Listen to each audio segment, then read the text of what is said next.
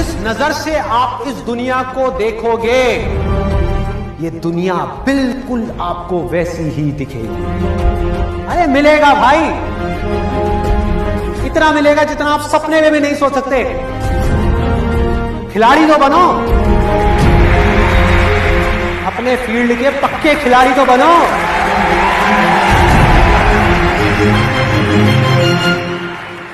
Hello friends, I am Kunal Sharma.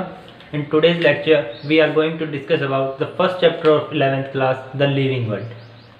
अब तक हमने पढ़ लिया था, डाइजेशन के बारे में बताया था मैंने आपको, बट आज हम 11th क्लास का जो सबसे फर्स्ट चैप्टर है वो स्टार्ट करेंगे, द लिविंग वर्ल्ड।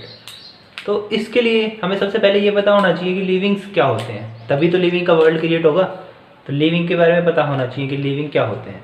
आइए स्टार्ट करते हैं, देखते हैं। मैंने चैप्टर का नाम लिखा था living world, but first question is that what is living, ये लिविंग क्या होते हैं। वैसे तो डिफरेंट टाइप्स के ऑर्गेनिजम्स प्रेजेंट हैं जिनको लिविंग बोलते हैं हम, जो कि ग्रोथ होती है, जिनके अंदर रिप्रोडक्शन होता है, कॉन्शियसनेस होता है, सेलुलर ऑर्गेनाइजेशन होती है, वो सब लिविंग बोले जाते हैं। हम अगर लिविंग के बारे में अगर आप जनरली को काफ़ी लोग बोल भी देते हैं कॉमन में, जो सांस लेते हैं और जो चल फिर सकते हैं उनको लिविंग बोलते हैं। बट क्या ये डेफिनेशन सही है? क्या आप लोगों को लगता है कि डेफिनेशन सिर्फ अगर हमारे एग्जाम में आती है, एग्जाम में आता है क्वेश्चन डिफाइन लिविंग या व्हाट इज लिविंग, तो हम इतना लिख के आए कि those organism who can respire and can move are called living. क्या ये प्रॉपर डेफिनेशन होगी? अब मूवमेंट तो प्लांट नहीं करते हैं, लेकिन वो भी तो लिविंग होते हैं। तो ये डेफिनेशन है, ये गलत भी नहीं है बट सही भी नहीं है। अगर हम एक प्रॉपर उसको वे में डिफाइन करना चाहें लिविंग को, तो लिविंग की डेफिनेशन देखते हैं। देखिए क्या होगी, लिविंग्स की बात कर रहे हैं। These are the organisms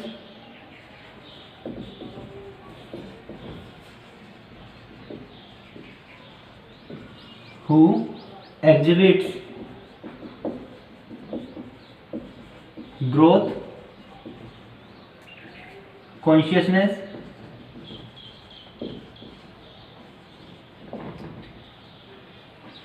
reproduction,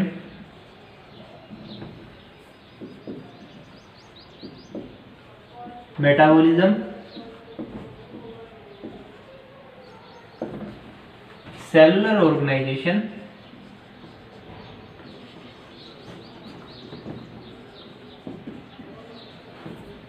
are called livings.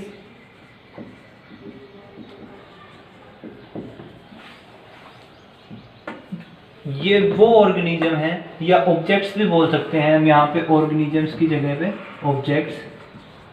Those objects who can show growth, cellular organization, consciousness, reproduction, metabolism, जो ये सब प्रोसेस शो करते हो, उन सब को हम बोलते हैं क्या? लिविंग्स। जिनके अंदर ये सब चीज़ें हो रही हैं उनको हम बोलेंगे लिविंग। ना कि ये कि भाई जो सांस ले रहा है या फिर जो मूव कर सकता है उसको हम लिविंग बोल दें। प्लांट्स होते हैं वो भी नॉन लिविंग की कैटेगरी में हम नहीं डाल सकते, क्योंकि वो मूवमेंट तो नहीं कर सकते, बट रेस्पिरेशन होता है उनके अंदर, तो इसको हम क्या बोलते हैं? प्लांट्स को भी लिविंग। तो लिविंग को हम मूवमेंट के बेसिस पे क्लासीफाई नहीं कर सकते हैं। ऐसे ही ग्रोथ होती है, अगर हम प्लांट्स में देखें, नॉन लिविंग्स भी कुछ ऑब्जेक्ट्स होते हैं नॉन लिविंग जो कि ग्रोथ शो करते हैं। ग्रोथ भी दो टाइप की होती है, एक इंट्रेंसिक ग्रोथ होती है, एक्सटेंसिव ग्रोथ होती है। वो सब आगे फर्दर हम स्टडी करेंगे कि ग्रोथ, इसमें अब मेन जो फंक्शन होता है, इसका मेन जो फंडा होता है वो होता है कि इसमें दो तरीके के करेक्टरिस्टिक्स आते हैं। एक तो करेक्टरिस्टिक्स होते हैं, मेनली अगर हम बात करते हैं करेक्टरिस्टिक्स ऑफ लिविंग्स। लिविंग्स के अगर करेक्टरिस्टिक्स की बात करें हम, तो दो तरीके के करेक्टरिस्टिक्स शो करते हैं। सबसे पहले एक तो डिफाइनिंग कैरेक्टरिस्टिक्स, दूसरा होता है वो नॉन डिफाइनिंग कैरेक्टरिस्टिक्स। अब डिफाइनिंग और नॉन डिफाइनिंग दोनों के बीच में डिफरेंस क्या होगा? देखो, डिफाइनिंग का मतलब जो चीज़ हम बताना चाह रहे हैं, जिस चीज़ के बारे में है वो, उस चीज़ को कंप्लीटली डिस्क्राइब कर रहा हो, उसका कोई एक्सेप्शन नहीं हो, उस चीज़ में कुछ भी उसको मतलब कोई भी किसी भी तरीके का डाउट नहीं हो, वो उस चीज़ के बारे में प्रॉपर डेफिनेशन दे रहा हो, प्रॉपर बता रहा हो कि हाँ भाई ये कैरेक्टर तो सिर्फ यही चीज़ें शो करती हैं और कोई शो नहीं करती है, उस चीज़ को हम बोलते हैं defining characteristics. Non defining characteristics जो बता तो रही हो कि हाँ भाई ये प्रॉपर्टी ये शो करते हैं, बट उसका एक्सेप्शन हो, उनके अलावा भी या कुछ और चीज़ें ऑर्गेनिजम्स हो या और ऑब्जेक्ट्स हो वो शो कर रहे हैं उस चीज़ को, या फिर वो शो ही ना कर रहे हो। कुछ ऐसे भी होते हैं ऑर्गेनिज्म जो उस प्रॉपर्टी को शो ही ना करते हो, तो उस चीज़ को हम बोलते हैं नॉन डिफाइनिंग प्रॉपर्टी। तो मेन बेसिक यहाँ पे डिफाइनिंग और नॉन डिफाइनिंग का कंसेप्ट समझ में आया। डिफाइनिंग जिसका कोई एक्सेप्शन ना हो, जो कंप्लीटली डिस्क्राइब कर रहा हो उस चीज़ को, उसको हम बोलते हैं डिफाइनिंग कैरेक्टरिस्टिक्स। नॉन डिफाइनिंग जो कंप्लीटली डिस्क्राइब नहीं कर पाता हो, कुछ ऑर्गेनिजम्स हों या कुछ ऑब्जेक्ट्स हों जो कि या तो वो प्रॉपर्टी शो कर रहे हो या फिर नहीं कर रहे हो, उस एक्सेप्शंस के बेसिस पे उसको हमने डाला है नॉन डिफाइनिंग कैरेक्टरिस्टिक्स में। ग्रोथ अगर हम डिफाइनिंग कैरेक्टरिस्टिक्स का मेनली एग्जांपल लेके चले कि डिफाइनिंग कैरेक्टरिस्टिक्स में क्या क्या आएंगे, तो डिफाइनिंग में आते हैं मेटाबॉलिज्म, सेलुलर ऑर्गेनाइजेशन,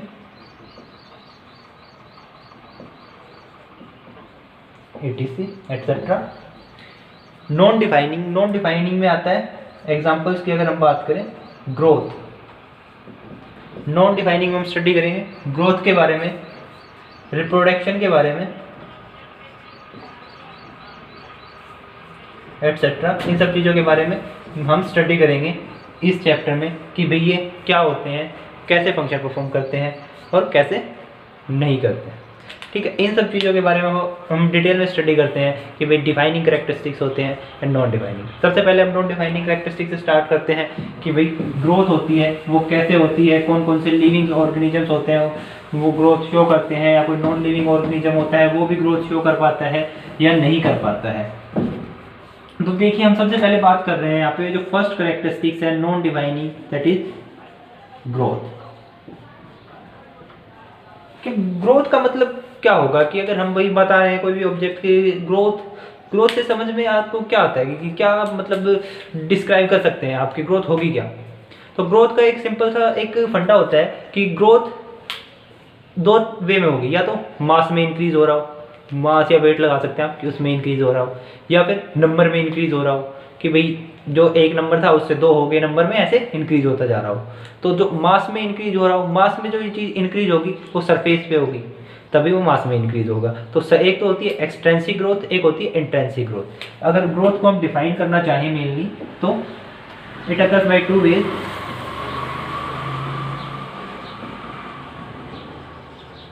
ये 2 तरीके से हो सकती है मेनली। सबसे पहला इरिवर्सिबल इंक्रीज इन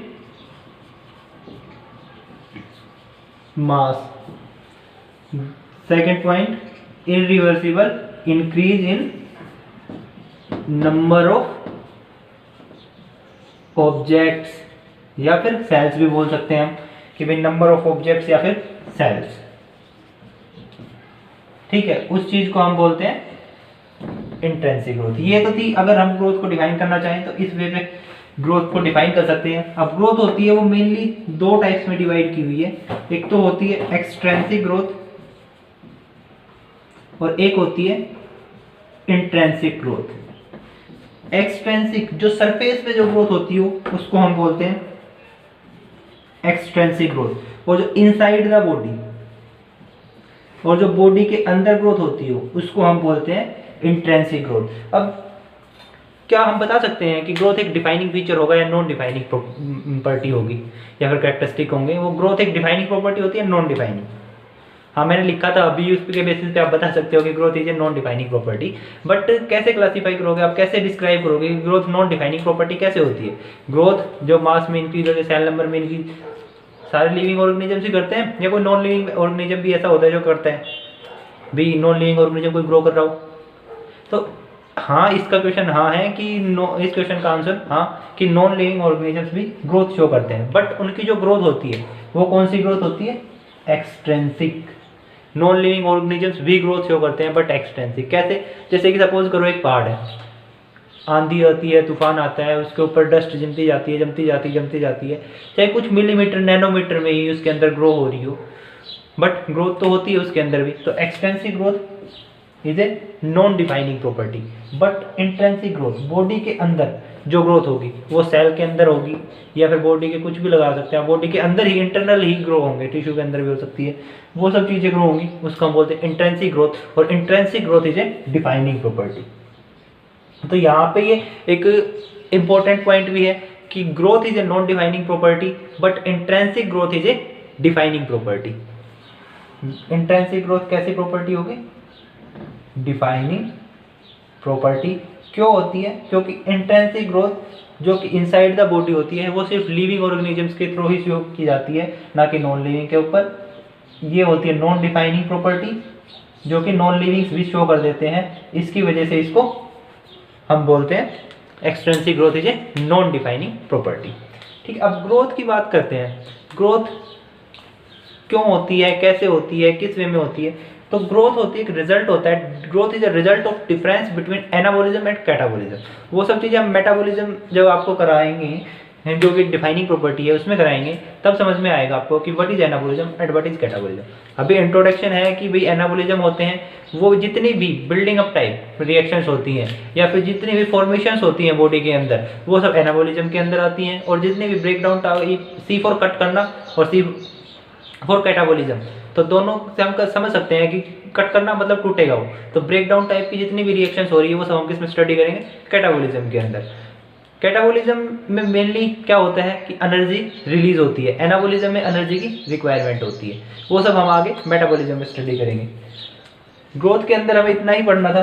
अब प्लांट्स में जो ग्रोथ होती है वो एक इंस्ट्रूमेंट आता है, डिवाइस होती है ऑक्जेनोमीटर, जिसके थ्रू प्लांट की ग्रोथ होती है वो मेजर की जाती है। प्लांट का अगर हम प्लांट में देखें कि मेजरमेंट कैसे होगी ग्रोथ की, तो या तो स्टेम देखेंगे कि उसकी स्टेम का साइज क्या है, किस हाइट की है, या फिर वॉल्यूम देखेंगे फ्रूट की, कि ड्राई फ्रूट की वॉल्यूम कितनी है, मतलब ड्राई वेट उसका कितना है। वो सब चीज़ें हम उसमें देखते हैं, जिसके बेसिस पे हम बता पाते हैं कि वो भाई प्लांट में हुई है या ग्रोथ हुई है या नहीं हुई है। प्लांट की ग्रोथ मेजर करने का एक इंक वाला मेथड भी आता है कि आप उसके प्लांट के एक पार्ट पे इंक लगा देते हैं उसकी स्टेम पे, और फिर वो ग्रो करता है। अगर वो इंक ऊपर जाती है तो उससे कितनी ऊपर गई है, कहाँ पे आपने लगाई थी, उस चीज़ में वो मेजर कर सकते हैं, वो मेथड आता है। बट अभी तक हमें यही पढ़ना था कि ग्रोथ क्या होती है। ग्रोथ होती है वो दो वे में अगर होती है, इरिवर्सिबल इंक्रीज इन मास और इरिवर्सिबल इंक्रीज इन नंबर। और ग्रोथ की दो टाइप की होती है, एक तो एक्सटेंसिव ग्रोथ होती है, एक इंट्रिंसिक ग्रोथ होती है। Extensive growth outside the body surface पे होगी, intrinsic growth inside the body के अंदर होगी। Extensive growth is a non defining property, while intrinsic growth is a defining property. अब हम बात कर रहे हैं हमारी जो नेक्स्ट नॉन डिफाइनिंग प्रॉपर्टी होती है जो कि रिप्रोडक्शन, उसकी बात कर रहे हैं। देखो रिप्रोडक्शन को दो हिस्सों में डिवाइड कर लेते हैं। एक तो उसका पार्ट हो गया री और दूसरा हो गया प्रोडक्शन। री का मतलब अगर सपोज करो एग्जाम में भी री आ जाती है तो क्या दोबारा से पेपर देने पड़ते हैं उस चीज़ के लिए? तो ऐसे ही री मतलब दोबारा, प्रोडक्शन मतलब फॉर्मेशन। री मतलब दोबारा और प्रोडक्शन मतलब फॉर्मेशन। दोबारा से फॉर्मेशन होगी, प्लस का जो साइन बीच में लगाया था उसको हमने से लिख दिया, तो दोबारा से फॉर्मेशन। अब दोबारा से फॉर्मेशन किसकी होगी? इंडिविजुअल्स की होगी, ऑर्गेनिजम्स की होगी। तो रिप्रोडक्शन को अगर हम डिफाइन करें तो इसके आगे बोल सकते हैं इट इज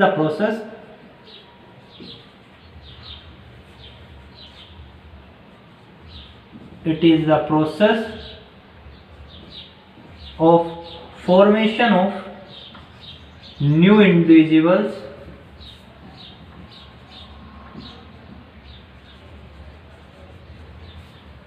और ऑर्गेनिजम्स ऑफ सिमिलर काइंड। जैसे वो हैं पहले, जो जिनसे प्रोडक्शन हो रही है, जिनसे ऑफस्प्रिंग की फॉर्मेशन हो रही है, वो जैसे हैं अपने जैसे ही दूसरी जो न्यू इंडिविजुअल्स है, न्यू ऑर्गेनिजम्स को प्रोड्यूस करना, फॉर्मेशन करना उनकी, उस प्रोसेस को हम बोलते हैं रिप्रोडक्शन। रिप्रोडक्शन मेनली दो टाइप्स के होते हैं, एक तो होता है एसेक्सुअल मोड ऑफ रिप्रोडक्शन और एक होता है sexual mode of reproduction. Reproduction को दो टाइप्स में डिवाइड किया गया है, एसेक्सुअल मोड ऑफ रिप्रोडक्शन, दूसरा सेक्सुअल मोड ऑफ रिप्रोडक्शन। ठीक, अब एसेक्सुअल, ए फॉर एसेक्सुअल और ए फॉर अलोन। ठीक है, एक सिंगल पेरेंट इन्वॉल्व होगा रिप्रोडक्शन प्रोसेस में, उस प्रोसेस को हम बोलते हैं asexual mode of reproduction. Single parent जहां इन्वॉल्व होता है उस चीज को हम बोलते हैं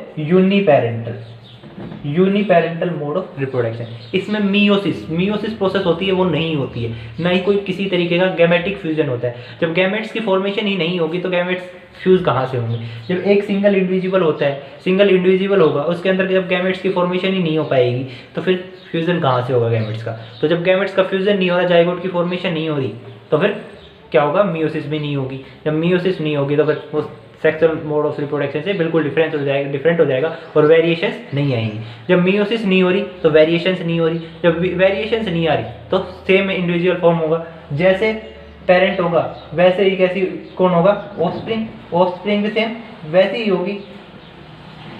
अब दोनों जब सेम है तो बिल्कुल सेम होंगे दोनों, तो उस चीज़ को हम क्या बोलेंगे, क्लोन।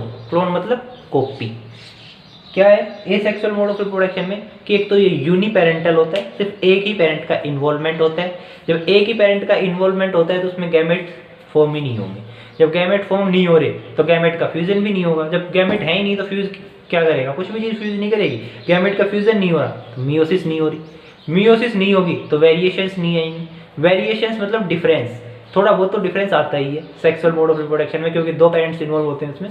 तो जब वेरिएशंस ही नहीं आएंगी तो जो ऑफस्प्रिंग जो न्यू इंडिविजुअल फॉर्म हो रहा है वो कैसा होगा, बिल्कुल पेरेंट के जैसा। तो बिल्कुल पेरेंट की जैसी ऑफस्प्रिंग होगी। उस ऑफस्प्रिंग को जो बिल्कुल पेरेंट की जैसी होती है उस ऑफस्प्रिंग को हम बोलते हैं क्लोन। क्लोन फॉर्मेशन जनरली किस में होती है, एसेक्सुअल मोड ऑफ रिप्रोडक्शन में। क्लोन बिल्कुल सेम एज जो मोर्फोलॉजी में या फिजियोलॉजी में हर तरीके से सेम होती है, किससे, पेरेंट से, अपने से। उस चीज़ को हम बोलते हैं क्लोन। ये था एसेक्सुअल मोड ऑफ रिप्रोडक्शन में। ये अभी हमें इतना ही पढ़ना है, आगे डिटेल में फर्दर बाद में स्टडी करेंगे। उसके बाद बात करते हैं सेक्सुअल मोड ऑफ रिप्रोडक्शन की। सेक्सुअल मोड ऑफ जो रिप्रोडक्शन होता है वो बाई पेरेंटल, मतलब दो पेरेंट्स होंगे वो इन्वॉल्व होंगे इसमें। दो पेरेंट्स होंगे तो उनमें गैमेट्स की फॉर्मेशन होगी। जब गैमेट्स की फॉर्मेशन होगी तो फिर वो गैमेट्स क्या करेंगे, फ्यूज करेंगे। गैमेट्स होते हैं वो हैप्लॉइड होते हैं।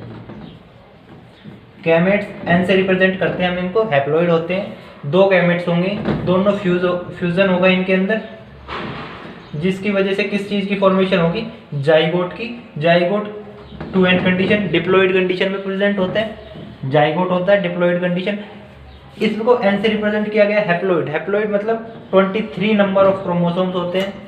ऐसे ही एक गैमेट में 23 हुए तो दूसरे में भी 23 होंगे, तो गैमेट जो फ्यूज होना होगा टोटल जाइगोट में 46 नंबर ऑफ क्रोमोसोम्स हो जाएंगे। इस वजह से इसको डिप्लॉइड बोला जाता है। जब डिप्लॉइड इसको बोल रहे हैं, जब ये एक मान लो ये एक जो क्रोमोसोम्स हैं वो करेक्टर्स हैं, वो एक मेल पार्टनर से आते हैं और ये होते हैं ये फीमेल पार्टनर से आते हैं। तो दोनों के बीच में जब दोनों आते हैं तो क्या होता है, थोड़ा बहुत 99.9% तो सिमिलर होता है, बट 0.1% मान सकते हैं कि कुछ वेरिएशंस होती हैं, जो कि वो वेरिएशंस आगे इवोल्यूशन को मतलब क्रिएट करती है। इनकी वजह से ही आगे इवोल्यूशन होता है।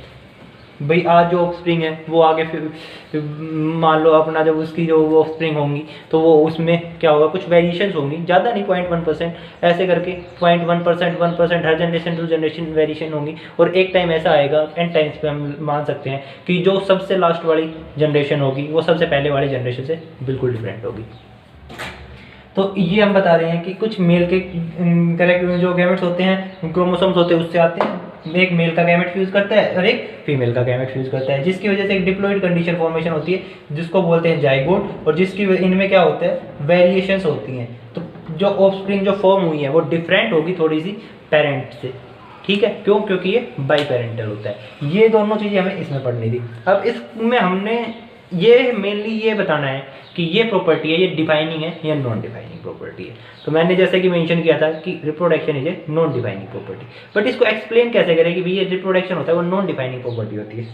सभी लिविंग ऑर्गेनिजम्स रिप्रोड्यूस करते हैं, नॉन लिविंग ऑर्गेनिज्म कोई भी रिप्रोड्यूस नहीं कर सकता। किसी भी नॉन लिविंग ऑर्गेनिजम्स में रिप्रोडक्शन नहीं होगा, लिविंग ऑर्गेनिजम्स रिप्रोड्यूस कर सकते हैं। तो फिर ये कैसी प्रॉपर्टी होनी चाहिए, एक डिफाइनिंग प्रॉपर्टी। बट मैंने फिर भी इसको एक नॉन डिफाइनिंग प्रॉपर्टी बोला है। क्यों, क्योंकि कुछ लिविंग ऑर्गेनिजम्स भी ऐसे होते हैं जो कि रिप्रोड्यूस नहीं कर सकते। सच एज कुछ स्टीराइल मेल हो गए, फीमेल हो गए या म्यूल हो गए, जो कि एनिमल्स होते हैं हमारे म्यूल, वो रिप्रोड्यूस नहीं कर पाते हैं, उनमें कैपेसिटी नहीं होती, कैपेबिलिटी नहीं होती है रिप्रोड्यूस करने की, जिस वजह से reproduction is a non defining characteristic. आज हमने पढ़ा है कि व्हाट इज लिविंग, लिविंग्स क्या होते हैं, लिविंग्स के कैरेक्टरिस्टिक्स क्या क्या होते हैं। दो तरीके के कैरेक्टरिस्टिक्स थे, defining characteristic, non defining characteristic. Defining characteristic क्या थी, नॉन डिफाइनिंग कैरेक्टरिस्टिक्स थी। और उसके बाद जो नॉन डिफाइनिंग कैरेक्टरिस्टिक थे हमने उनके दो, ग्रोथ और रिप्रोडक्शन को स्टडी किया है। आगे फर्दर हम नेक्स्ट लेक्चर में जो डिफाइनिंग प्रॉपर्टी होती है, जो सेलुलर ऑर्गेनाइजेशन, कॉन्शियसनेस, मेटाबॉलिज्म, उन सब के बारे में हम स्टडी करेंगे डिटेल के अंदर। Thank you.